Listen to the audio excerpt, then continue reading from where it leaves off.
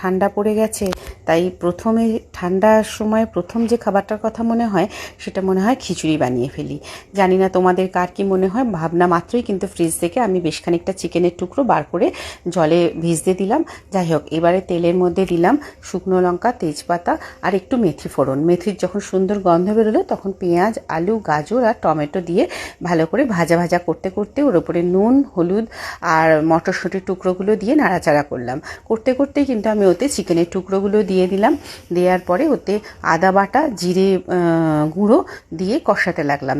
যখন দেখলাম মাংস থেকে জলটা ছেড়ে এসছে তখন ওর ওপরে মুগ ডাল আর মুসুর ডাল হাফ পোর্শন করে মিশিয়ে ওপর থেকে নাড়াচাড়া করে ওপর থেকে জল ঢেলে দিলাম, গরম জল দিয়ে। ওটা যখন ঢাকনা দিয়ে সেদ্ধ হতে দিলাম, 80% মতো সেদ্ধ হয়ে যে গেছে, তখন ডালিয়াটা দিয়ে আমি নাড়াচাড়া করে আবার গ্যাসটাকে সিমে রেখে দিলাম।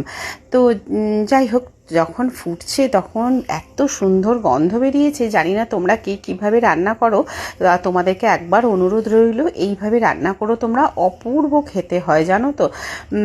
তারপরে ওটা যখন একদম ঢাকনা দিয়ে একটু রেখে স্ট্যান্ডিং টাইমে সেদ্ধ হয়ে যাওয়ার পর রেখে দিয়ে সার্ভ করেছিলাম, খুব ভালো হয়েছিল খেতে। তোমাদের কাছে অনুরোধ রইল তোমরা এরমভাবে একবার রেঁধে আমাকে অবশ্যই জানিও তোমাদের কেমন লাগলো।